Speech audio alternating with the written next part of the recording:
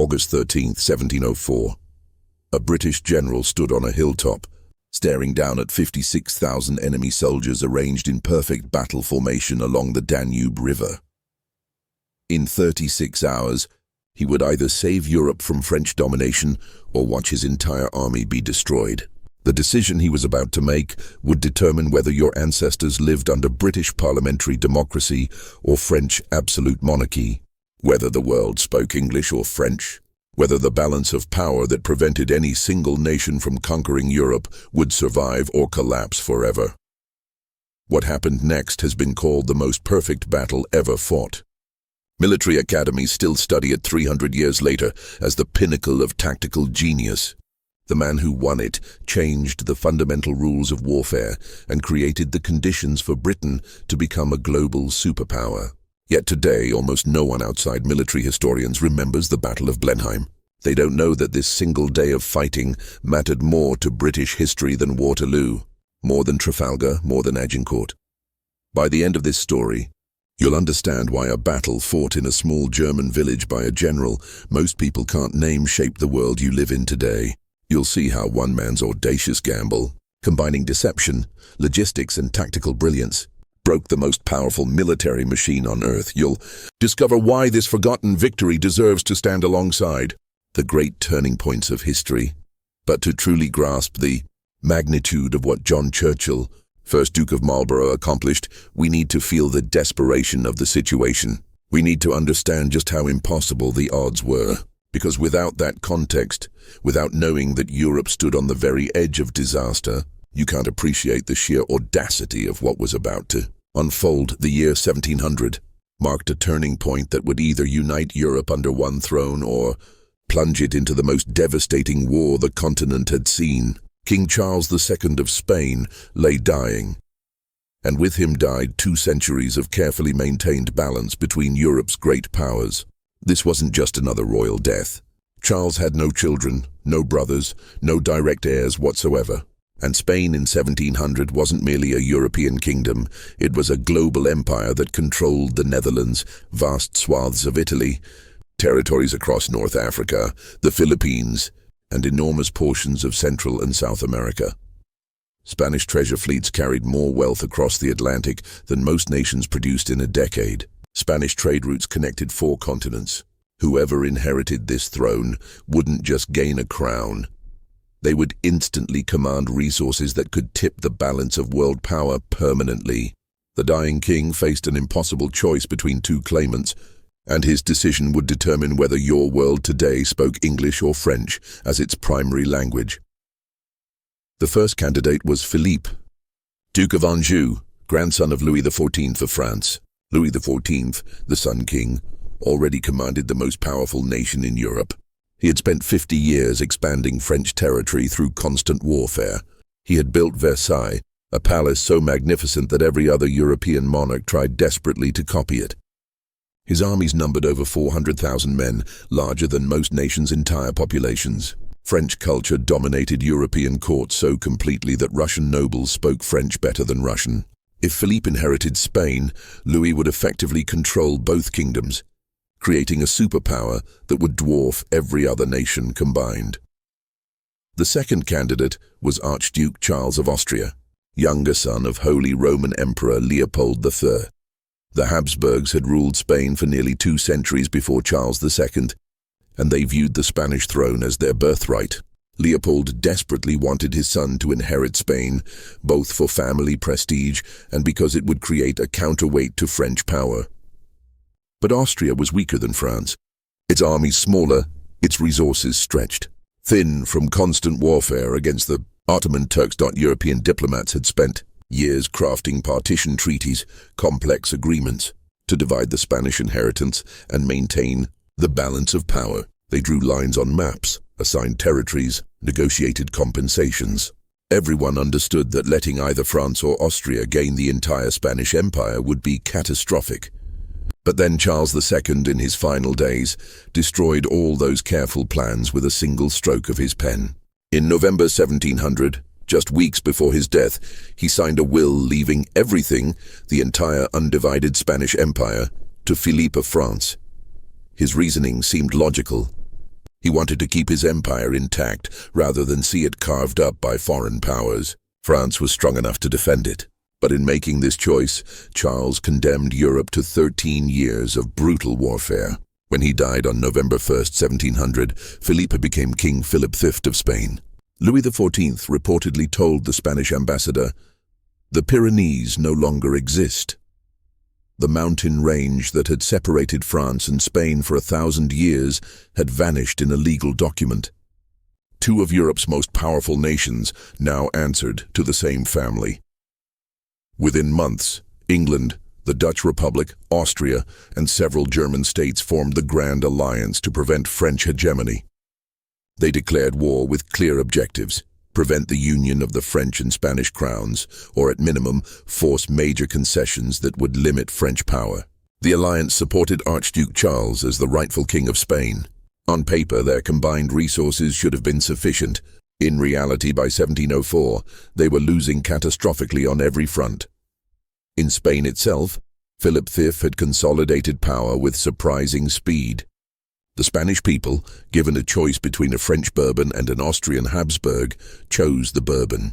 Allied attempts to establish a foothold in Spain failed miserably. An Anglo-Dutch fleet was repulsed at Cadiz. Allied armies couldn't penetrate the Pyrenees. Philip's position grew stronger with each passing month. In Italy, French armies under Marshal Vendôme were systematically destroying Austrian forces. They had taken Milan, threatened Turin, and were advancing toward the Austrian heartland. The Pope, despite his concerns about French power, couldn't resist French armies marching through his territories. Italian princes switched sides to join the winning French rather than face destruction. In the Netherlands, the war had devolved into grinding positional warfare. French engineers had constructed the lines of Brabant, massive fortifications that made any Allied advance virtually impossible. The Dutch, remembering how French armies had nearly destroyed their republic in 1672, refused to risk their forces in open battle. They preferred to hide behind fortifications, hoping to outlast French aggression. But defensive warfare meant France kept winning by default. Most catastrophically, Bavaria had joined France. The Elector of Bavaria, Maximilian Emanuel, was one of the most powerful German princes. He commanded significant military forces and controlled territory that opened a direct route to Vienna. Louis XIV had promised to make him king of the Spanish Netherlands, maybe even king of Lombardy, if he switched sides. Maximilian took the deal. By 1703, Bavarian and French armies were operating together in southern Germany, advancing toward the Austrian capital. The mathematics were simple and terrifying. If Vienna fell, Austria would surrender. Without Austria, the Holy Roman Empire would collapse. Without the empire, the smaller German states would have to accommodate France. Without German support, the Dutch couldn't continue fighting. Without Dutch support, England would stand alone against a French-Spanish-Bavarian coalition controlling most of Europe. The war would end with Louis XIV dictating terms that would make France the permanent hegemon of Europe. Into this desperate situation stepped John Churchill, 1st Duke of Marlborough, a man whose entire life had been preparation for this moment. Born in 1650 to a family of impoverished gentry who had lost everything in the English Civil War, Churchill had clawed his way to power through a combination of military genius, political cunning, and calculated risk-taking that would have destroyed a lesser man. At 12, he became a page in the household of the Duke of York, later King James II. This gave him access to the royal court, but access meant nothing without ability. At 17, he received his first military commission and immediately showed why he was different from other young officers. In Tangier, fighting Moorish raiders, he displayed a coolness under fire that veterans twice his age couldn't match. During the Third Anglo-Dutch War, he saved the Duke of Monmouth's life during a desperate assault on Maastricht's walls, personally cutting down 3 Dutch soldiers who had surrounded the Duke. But Churchill understood that military glory alone wouldn't secure his future. He navigated the treacherous politics of 3 different monarchs with skill that amazed his contemporaries. When James II was overthrown in 1688's Glorious Revolution, Churchill made the agonizing decision to abandon his patron and support William of Orange. Some called this betrayal. Churchill called it putting England above personal loyalty. The decision haunted him, but it also positioned him perfectly for what came next. Under William III, Churchill learned the art of coalition warfare. Fighting in Flanders and Ireland, he discovered that commanding Allied armies required not just tactical skill, but diplomatic genius. Dutch commanders were cautious, German princes were proud, Danish generals were stubborn. Each nationality had different military traditions, different concepts of honor, different strategic priorities. Churchill learned to manage them all, to find common ground, to keep fractious allies focused on shared objectives rather than petty disputes. When Queen Anne ascended the throne in 1702, Churchill's position became unassailable. His wife Sarah was Anne's closest friend and most trusted advisor. Anne made Churchill Captain General of English forces with broader authority than any previous commander. She trusted him completely, and that trust was about to be tested in ways no one could have imagined. By May 1704, Churchill had reached a conclusion that terrified his allies. Vienna must be saved, and he was the only one who could do it. The main Allied army was in the Netherlands, protecting Dutch territory. Moving it to southern Germany would take months, require marching through multiple sovereign territories, and leave the Dutch exposed to French attack. Most commanders considered it impossible. The Dutch field deputies, civilian officials with veto power over military operations, would never approve such a risk. So Churchill decided on something that showed either genius or madness. He would lie to his own allies. He would tell the Dutch he was planning a limited campaign on the Moselle River, close enough to the Netherlands to seem reasonable. They would approve that. Then once his army was moving, he would keep marching all the way to the Danube before they realized his true intention. By then it would be too late to stop him.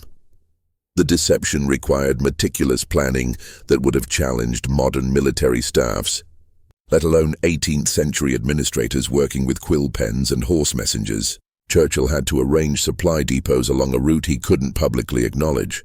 He had to coordinate with German princes whose territories he would cross without revealing why. He had to maintain operational security so perfect that French spies, who were everywhere, wouldn't discover his true objective until it was too late. Starting in April 1704, Churchill began establishing supply magazines at strategic points along the Rhine and beyond. He contracted with local merchants for bread, meat and beer to be ready at specific dates. He arranged for cobblers to have thousands of spare shoes waiting, knowing soldiers would wear through their footwear on such a long march. He established field hospitals at regular intervals. Every detail was planned, but the planning had to be invisible. On May 19th, the march began. 40,000 men, British, Dutch, Danish and German troops, left their camps in the Netherlands. The Dutch field deputies watched them go, satisfied that Churchill was undertaking the limited Moselle campaign they had approved. They had no idea they had just been deceived by one of the most audacious strategic lies in military history. The army moved with remarkable efficiency, covering 15 to 20 miles per day, exceptional speed for an 18th century force. Most armies of this era moved at half that pace and arrived at their destinations exhausted and starving. But Churchill's men found fresh supplies waiting at each stop. They slept in prepared camps. They received medical attention when needed. Morale remained high because the soldiers were treated like valuable assets rather than expendable resources. As the army moved south, Churchill maintained his deception through elaborate theater. He sent reconnaissance parties toward the Moselle. He issued orders discussing operations on that river. He held staff meetings about Moselle crossings. All of it was performance, designed to fool not just the Dutch, but also French spies who reported every move to Versailles. The Dutch deputies traveled with the army, increasingly puzzled by its route. Each day took them further from the Moselle, but Churchill always had explanations. They were taking a safer route. They were avoiding French scouts. They were linking up with German reinforcements. The deputies, not being military men, accepted these explanations until it was too late. By early June, the army had covered over 200 miles. They were so far from the Netherlands that turning back would be pointless. When the deputies finally realized Churchill's true intention, that he was marching to save Vienna, they were furious but impotent. They could protest, they could write angry letters to The Hague, but they couldn't stop him. Churchill had committed them to his strategy, whether they liked it or not. On June 10th, Churchill's army reached the Danube near Donauwörth, having accomplished one of the most remarkable strategic movements in military history. 40,000 men had marched across Germany in perfect order, maintaining discipline and cohesion, arriving fresh and ready to fight. Waiting for them was Prince Eugene of Savoy, and the meeting between these two commanders would create one of history's most formidable military partnerships. Eugene was everything Churchill wasn't. Small where Churchill was tall, impetuous where Churchill was calculating, Italian-French by birth where Churchill was quintessentially English. Born in Paris, Eugene had wanted to serve France, but Louis XIV had rejected him, supposedly saying he was too small and weak to be a soldier. That rejection created France's most dangerous enemy. Eugene joined the Austrian service and spent 20 years proving Louis wrong, defeating Turkish armies at Zenta, saving Vienna from siege, earning a reputation as the most aggressive commander in Europe. When Churchill and Eugene met, they recognized kindred spirits. Both believed in aggressive action over cautious defense. Both understood that wars were won by seizing initiative, not reacting to enemy moves. Both were willing to risk everything for decisive victory. They complemented each other perfectly. Churchill's strategic vision paired with Eugene's tactical aggression. Churchill's diplomatic skills balancing Eugene's blunt directness. But even together, they faced daunting odds. Marshal Tallard had arrived from Alsace with French reinforcements. Combined with the Elector of Bavaria's forces and Marshal Marcin's French corps, the enemy army numbered 56,000 men. Veteran soldiers operating in friendly territory with secure supply lines. Churchill and Eugene had 52,000 men at the end of a supply line, stretching hundreds of miles through potentially hostile territory. For weeks, the armies maneuvered around each other like wrestlers looking for an opening. Churchill threatened Bavarian fortresses, hoping to force a battle. The French and Bavarians withdrew behind fortifications. He feinted toward different objectives. They repositioned to counter him. Time was running out. If Churchill couldn't force a battle soon, he would have to retreat before winter, having accomplished nothing except a very long march. Then Churchill tried something unexpected. He launched a sudden assault on Rain, capturing it before the enemy could react. He immediately began obvious preparations to besiege Ingolstadt, moving artillery into position and digging siege works. The threat was clear. He would reduce Bavaria's fortresses one by one unless stopped. Marshal Tallard took the bait. He couldn't allow Churchill to capture Bavaria's strongholds. On August 12th, French scouts reported that Tallard's entire army had taken position near the village of Blenheim, preparing to offer battle. They had chosen excellent defensive ground. Their right flank anchored on the Danube, their left on wooded hills, their front protected by a marshy stream called the Nebel, with 3 fortified villages strengthening their line. That evening, Churchill and Eugene rode forward to personally scout the enemy position, risking capture or death to see the ground with their own eyes. What they saw would have discouraged most commanders. The French position seemed impregnable, but Churchill noticed something others might have missed. The French had made critical errors in their deployment. They had packed too many troops into Blenheim village. Churchill counted the banners of 27 battalions crammed into a space that could effectively use perhaps 10. Those troops would be wasted, unable to maneuver or support the rest of the army. The French centre, between Blenheim and Oberglau villages, was held mainly by cavalry with insufficient infantry support. It was their weakest point, though it didn't look weak. The Nebel stream that protected it also prevented the French from easily counter-attacking if Churchill got across. That night, Churchill made his decision. He would attack at dawn with everything he had. Eugene would assault Lutzingen on the right, pinning the Bavarian wing. Lord Cutts would attack Blenheim on the left, fixing those 27 battalions in place. Churchill himself would lead the main attack across the Nebel into the French centre. It was audacious beyond belief. crossing a water obstacle under fire violated every principle of 18th century warfare. At 2 in the morning on August 13th, the Allied army began moving through thick fog that had rolled in from the Danube. 42,000 men advanced in near silence, guided only by whispered orders and the occasional torch. The fog was so thick that men couldn't see more than a few yards, but it also hid them from French sentries. At 6 o'clock, as dawn light began penetrating the fog, French sentries finally spotted the Allied army deployed for battle less than a mile away. Alarm guns fired. Drums beat the call to arms. Marshal Tallard, roused from sleep, couldn't believe the Allies were attacking his superior position. He rushed to observe and felt a mixture of surprise and satisfaction. Churchill was doing exactly what Tallard wanted, attacking a superior force in an excellent defensive position. This battle would destroy the Allied army and win the war. At 8 o'clock, Allied artillery opened fire. 60 guns began pounding French positions, while French artillery responded immediately. The ground shook with concussions. Smoke mixed with lingering fog. Cannonballs tore through formations with brutal efficiency, but both armies held their positions, waiting for the real fight to begin. Eugene launched his attack on Lutzingen first, advancing uphill against prepared positions. His imperial troops marched into devastating musket fire from Bavarian and French infantry. The first ranks were shot down in heaps, but the ranks behind stepped over the fallen and kept advancing.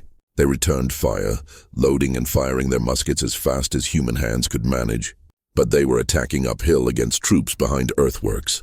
Eugene's attack stalled with heavy casualties, but he reorganized and attacked again. And again, and again.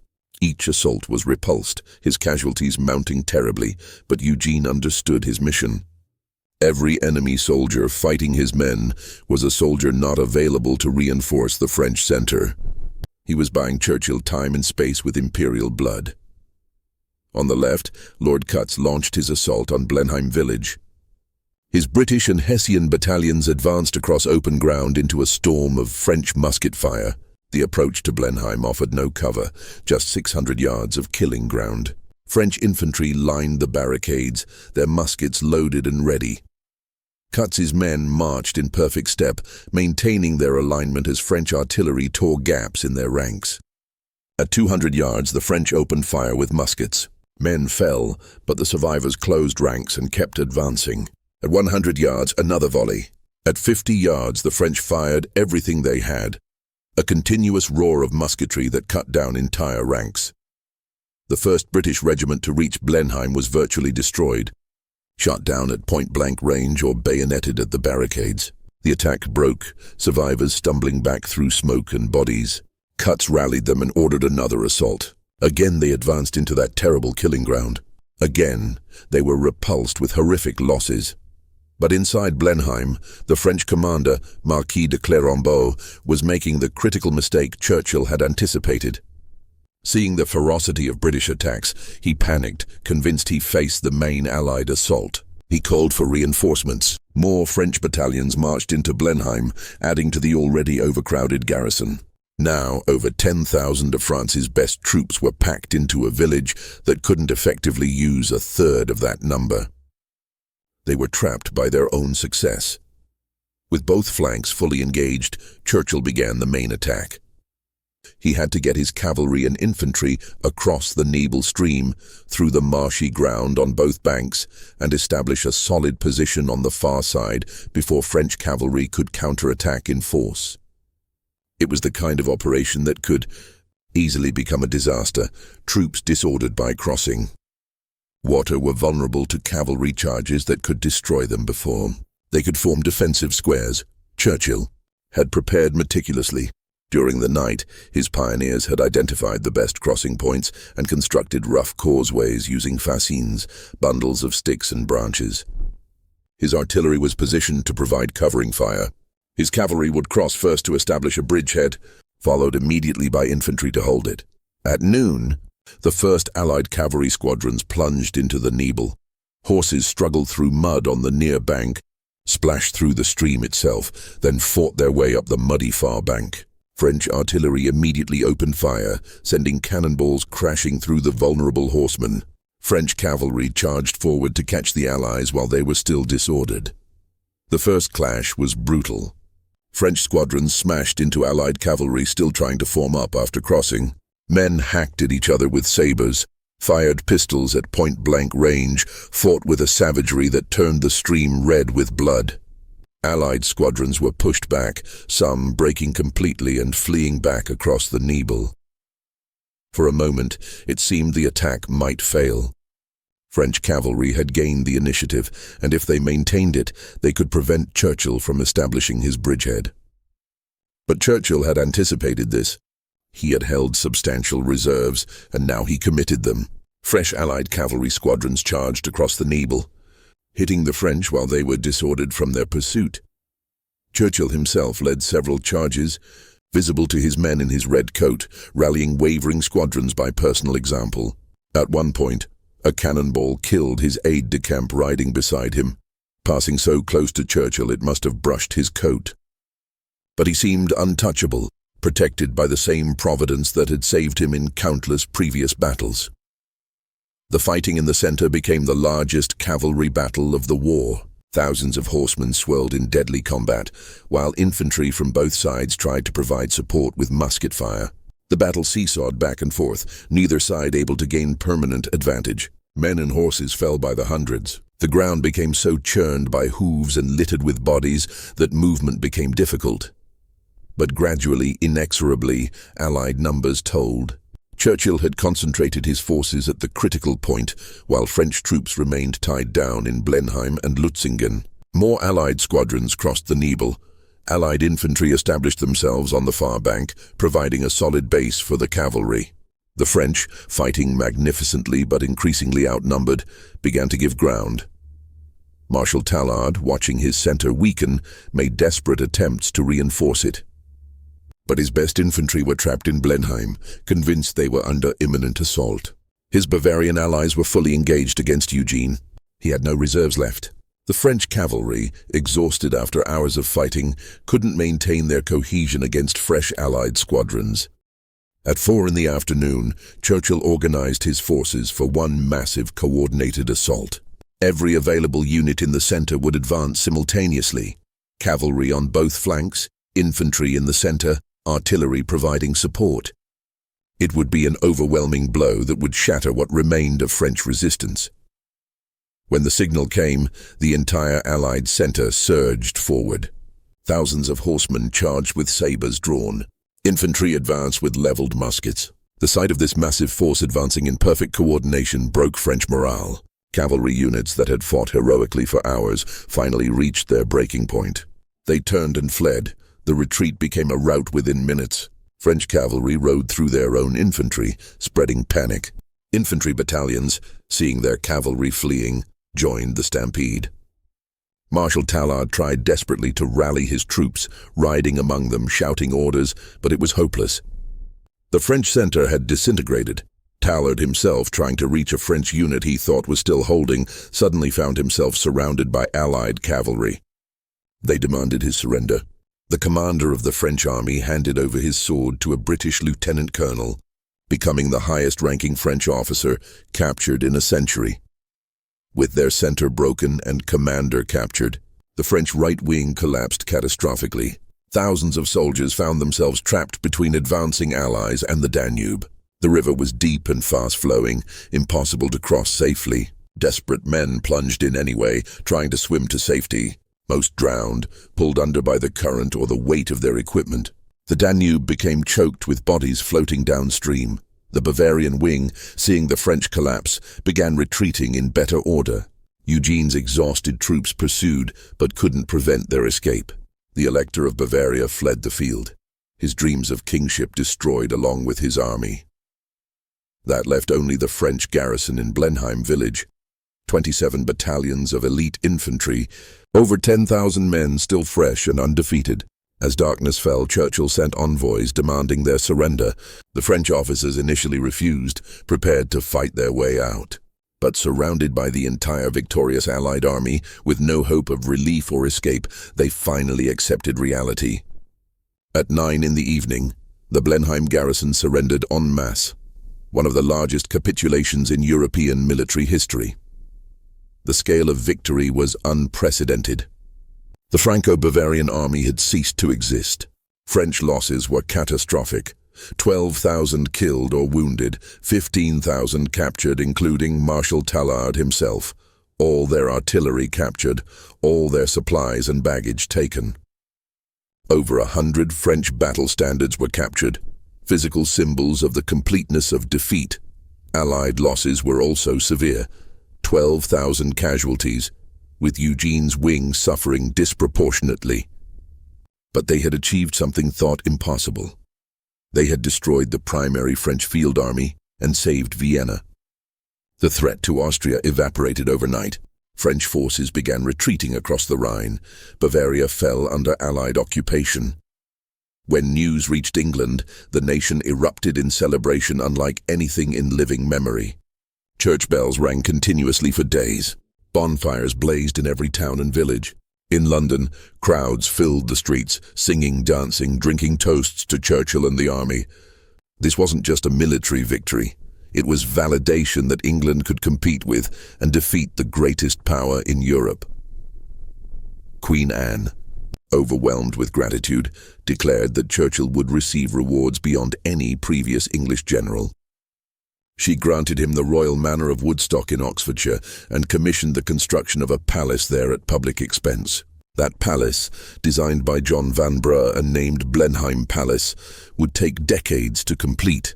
Today it remains one of Britain's most magnificent buildings, a UNESCO World Heritage Site, and the birthplace of Winston Churchill, who would save Europe from tyranny again 2 centuries later. In Paris, the news arrived like a thunderbolt. Louis XIV's court, accustomed to constant victory, couldn't comprehend such a complete defeat.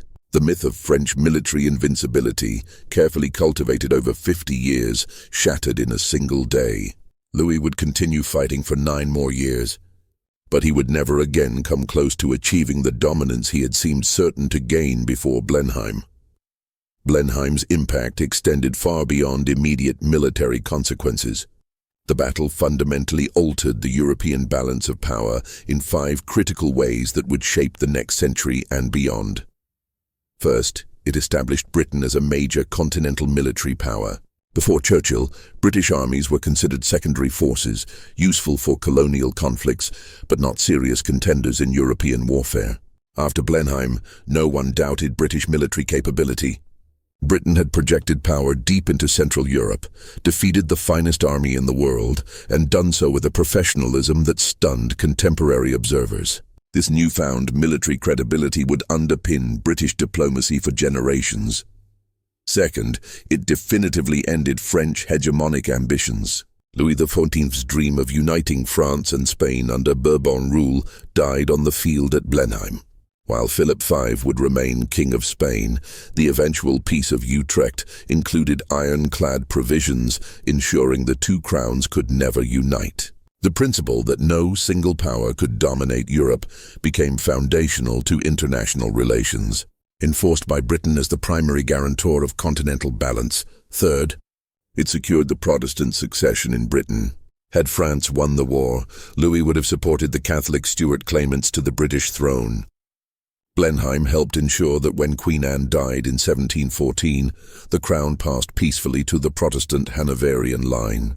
This preserved the constitutional monarchy established in 1688 and prevented Britain from sliding back into religious civil war. Fourth, the victory gave Britain enormous leverage in the peace negotiations. The Treaty of Utrecht granted Britain Gibraltar and Minorca, providing permanent bases that would make the Royal Navy dominant in the Mediterranean. Britain gained exclusive trading rights in Spanish America, including the Asiento, the contract to supply slaves to Spanish colonies. However morally reprehensible by modern standards, this monopoly generated enormous wealth that funded British commercial and industrial development. Fifth, Blenheim demonstrated that modern warfare required more than brave soldiers and tactical skill. Churchill's campaign showed the critical importance of logistics, intelligence, strategic deception, and coalition management. His ability to coordinate operations across hundreds of miles, maintain his army in perfect condition during a long march, and manage fractious allies while deceiving them about his intentions, established new standards for military professionalism. Military academies still study Blenheim as a masterclass in operational art.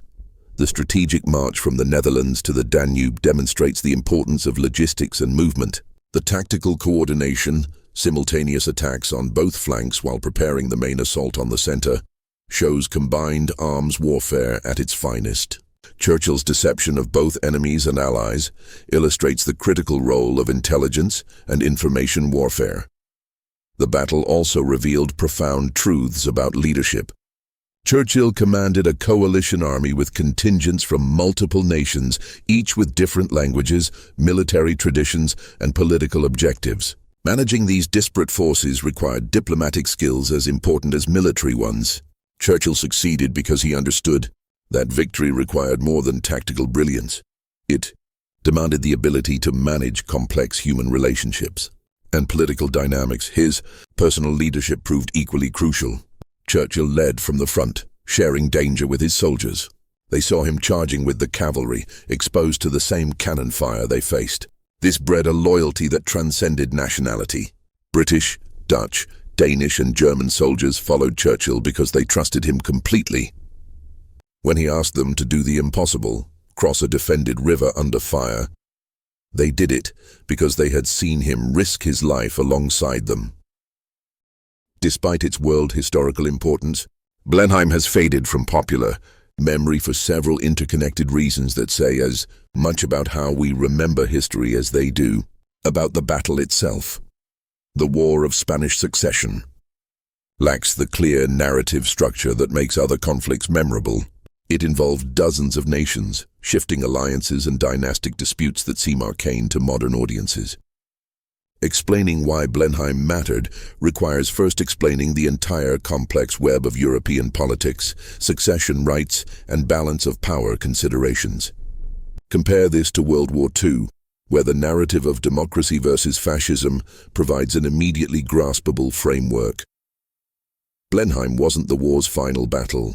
Fighting continued for 9 more years, with multiple other major engagements.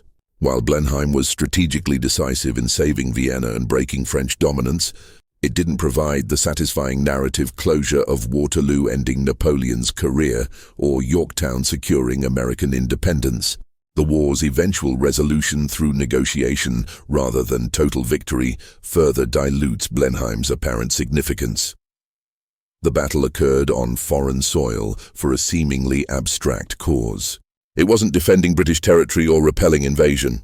British soldiers died in Bavaria to prevent a French prince from controlling Spain's American colonies, a cause that requires considerable explanation to seem relevant. Battles fought for immediate, tangible threats naturally resonate more strongly in national memory. Churchill's consistent success paradoxically diminished individual victories. He never lost a battle in his entire career, not just winning but dominating at Ramillies, Oudenarde, and Malplaquet. When victory becomes routine, each triumph seems less remarkable. We remember commanders who suffered defeats before ultimate victory: Washington at Valley Forge, Wellington nearly defeated at Waterloo, more vividly than those who simply won every time. Political complications clouded Churchill's legacy.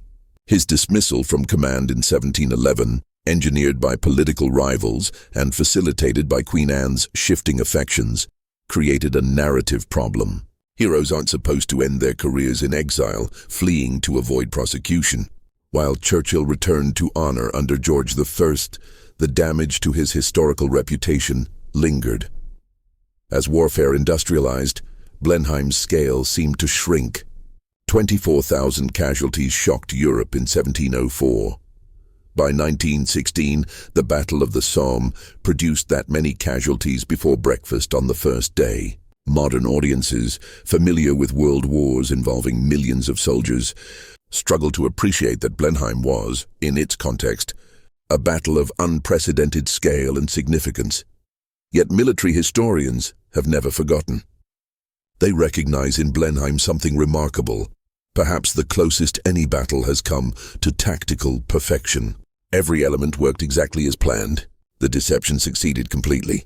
The march was executed flawlessly. The tactical coordination was precise. The timing was perfect. The victory was total. In the messy reality of warfare, where plans rarely survive first contact with the enemy, Blenheim stands as an almost impossible achievement. Winston Churchill, writing his ancestors' biography in the 1930s, understood Blenheim's true significance. He saw parallels between Marlborough confronting French hegemony and Britain's looming confrontation with Nazi Germany. Both required Britain to commit fully to continental warfare. Both demanded coalition building and management. Both needed leaders willing to take enormous strategic risks. Churchill understood that British security sometimes required engaging decisively in Europe, even when that seemed impossibly difficult and expensive. Today, as we grapple with questions of international cooperation, the balance between national sovereignty and collective security, and the role of military power in maintaining peace, Blenheim offers enduring lessons. It shows that determined action by principled leaders can defeat seemingly insurmountable threats. It demonstrates that military genius involves far more than battlefield tactics. It proves that individual decisions at crucial moments can alter history's trajectory.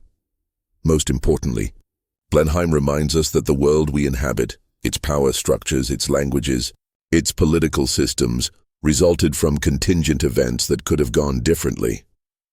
If Churchill had failed, if French cavalry had held the center, if the Dutch deputies had prevented the march, you might be reading this in French, living under a different form of government, inhabiting a world where one nation's dominance was accepted as natural and permanent. The forgotten victory at Blenheim deserves remembrance, not as ancient history but as a reminder that freedom requires vigilance, that tyranny can be defeated but only through courage and sacrifice, and that sometimes on a single day in an obscure place, the entire future of civilization can hang in the balance. August 13th, 1704 was one of those days. John Churchill, Duke of Marlborough, seized that moment and changed the world. That is why Blenheim matters. That is why we should remember. That is why the most perfect battle ever fought deserves its place among history's great turning points, even if most people have never heard its name.